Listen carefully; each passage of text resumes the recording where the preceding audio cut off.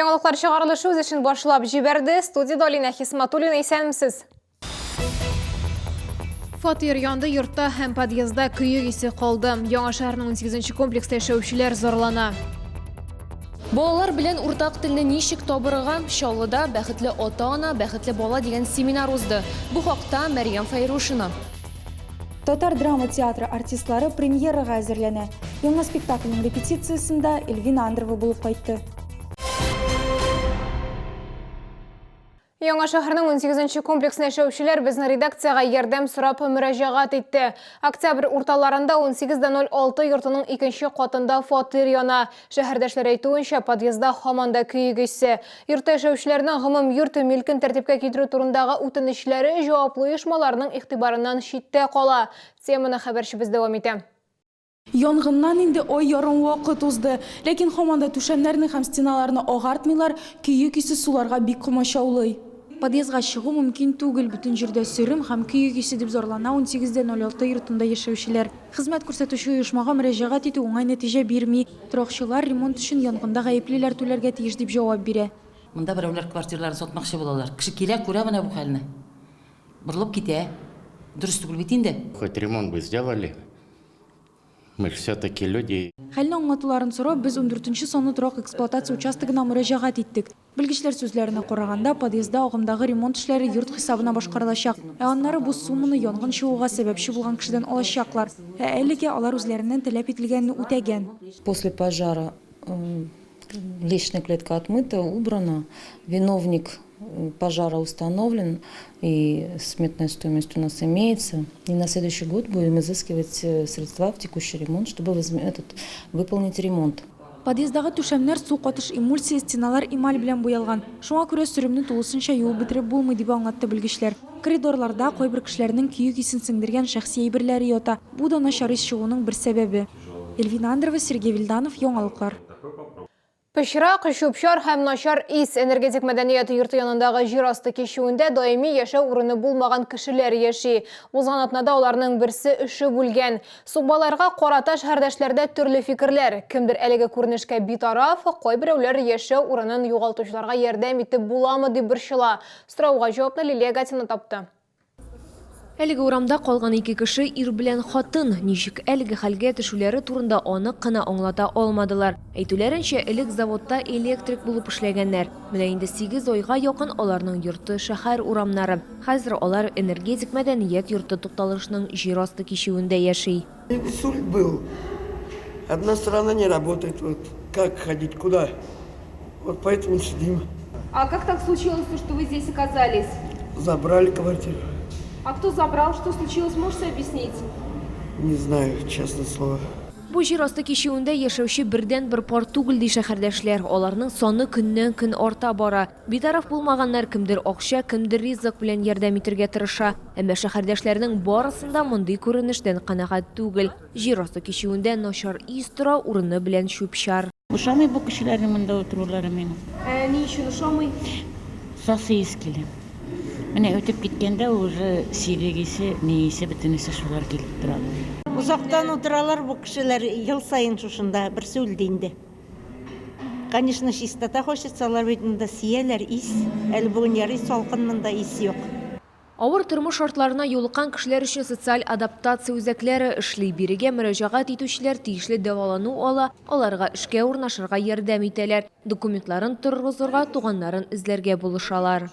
Предоставление койко-места, организация питания, осмотр специалистами, как психологом, медицинским сотрудникам, если необходимо какое-либо лечение, оказывается содействие в организации данного лечения. Әмма тормышындагы мондый үзгәрешләргә кайберәүләр әзер түгел ди белгечләр. Күпләр бер җирдән икенче җиргә йөреп яшәргә күнеккән. Туры урынын югалтучылар арасында энергетик туткалышындагы җир асты кичүендә ышыкланучы ирле хатынлы сукбайлар кебек социаль адаптация үзәкләренең барлыгы турында белмәүчеләр дә шактый. Шуңа күрә алар ярдәм итәр дип өмет тә итми. Лилия Гатина, Ленар Султанов, Яңалыклар. Балалар белән ничек аралашырга Чаллыда ата-аналар өчен семинар узды. Танылган Краснодар педагогы һәм психологы Алексей Бабаянц әтиәннәр белән балаларны тәрбияләү серләре белән уртаклашты. Очрашуда хәбәрчебез Мәрьям Файрушина булды. Несчастный человек не может воспитать счастливых людей. Это еще никому в жизни не удавалось.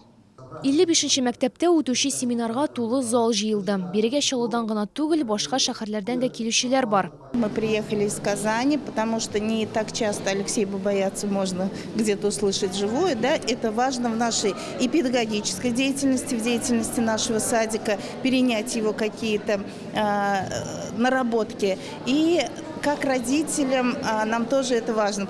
Балалар кайбер чагында тыңламый башлыйлар. Ачуланасы килә, но ачуланырга ярамый.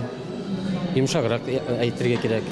Килдем тыңларга, ни сөйләгәне, и үземә тоже дәрес алырга. Семинарны Алексей Бабаянц алып бара. Ул гуманлы педагогика методикасы авторы, танылган психолог һәм педагог Шалва Аманашвилиның укучысы. Несчастье взрослых очень тяжелая ноша для ребенка. Он закрывается, он не может это вынести и перестает сотрудничать и перестает развиваться. Потому что для него очень важно иметь рядом людей, с кем можно пережить свою судьбу, можно рассказать о том, что происходит. Если родители удручены, если родители сами несчастны, они только могут ругать ребенка. 4 сәгатьлек семинарда балалар белән ничек хезмәттәшлек итәргә, малайларны һәм кызларны ничек тәрбияләргә һәм башка бик күп мәсьәләләр турында фикер алыштылар. Шараның әһәмияте бик зур, чөнки без бик югары темалар алдык. Һәрбер ата-ана монда үзе теләп килде. Аның ата-ананың соравы бар. Нишләргә, нәрсә эшләргә? Мондый очрашулар Чаллыда алга таба да оештырылыр дип көтелә. Мәрьям Файрушина, Сергей Вильданов, Яңалыклар. Салкыннар башлануга инде бер атнадан артык, димәк, шугалак ясарга вакыты җитте. Иң зур масса күләм шул майданы ипподромда булачак. Анда инде бозны катыра башладылар. Төзүчеләр булачак бинаның түбәсен сала башлаган, параллель рәвештә диварларны җылыткычлы панель белән тышлыйлар. Шулай ук барлык кирәкле коммуникацияләр булдырыла. Биредә шулай ук музыка булачак, яңа ел утлар урнаштырачаклар. Объектны тулысынча бер атнадан соң әзер булырга тиеш диделәр. Татар драма театрында яңа премьераның беренче репетициясе булды. Спектакль Зөлфәт Хәкимнең «Үчле кешеләр» пьесасы буенча куелачак. Спектакльне сәхнәгә Галиәскәр Камал исемендәге Татар дәүләт академия театрының танылган режиссеры һәм актеры Илдар Хәйруллин куя. Тәүге репетициядә хәбәрчебез Эльвина Андрова булып кайтты. Вот, карап тора, так, давай санашыңа кирәк. Вот, чыгарып Ягез! Татар драма театры артистлары Зөлфәт Хәкимнең «Үчле кешеләр» исемле яңа пьесасы өстендә эшли. Әлеге авторның иҗаты хәзерге театр дөньясында аерым игътибарга лаек. «Үчле кешеләр» ул мәхәббәт өчпочмагы турында заманча комедия. Сюжет буенча бик көлкеле һәм кызык әсәр. Миңа калса тамашачыга ошар дип уйлыйм. Ситуациясы шунда, аның кызык, көтелмәгән, аннан соң бит Зөлфәтнең теле дә бик кызык, аның теге көтелмәгән ниндидер сүз бәйләмнәре була, юморлы, сатиралы була шундай. Шуңа күрә без үзебез дә бик рәхәтләнеп эшлибез. Спектакльдә 5 персонаж, шуларның берсе генә хатын-кыз, Сүрия исемле кыз ролендә Зөлфия Галиуллина. Төп герой аннан үч алырга омтыла. Бу минем өчен яңалык, чөнки әлегә кадәр минем комедия рольләрен уйнаганым юк иде.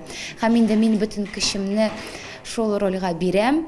Равил Гыйләҗев тә яңа жанрда үз көчен сынап карый. Спектакльнең режиссеры аның педагогы булган. Шуңа бергә эшләү җиңел ди артист. Равил Гыйләҗев авыл участковый ролен башкара. Көнләшә торганрак инде менә. Аның да хатыны шушындай бай кешегә кияүгә чыккан. Шуңа ул аларга әзрәк кенә үчле дә бар. Артистларның кызу эш вакыты репетицияләр көнгә берничә тапкыр уза. Премьера көне 20 декабрьгә билгеләнгән. Эльвина Андрова, Фәнис Ихсанов, Яңалыклар. Бу сезгә ишрәсе соңгы мәгълүматыбыз иде. Мин Алина Хисматуллина, сезнең белән сау булашам. Игътибарыгыз өчен рәхмәт. Всероссийская выставка «Экспокама Мед» с 29 ноября по 1 декабря. Спецпредложение ведущих клиник города и республики в ВЦ «Экспокама». До 1 декабря. Проктолог плюс диагностика. Всего за 1500 рублей. Альфа-клиник. Лечение геморроя. Без боли. Без операции. 200 222.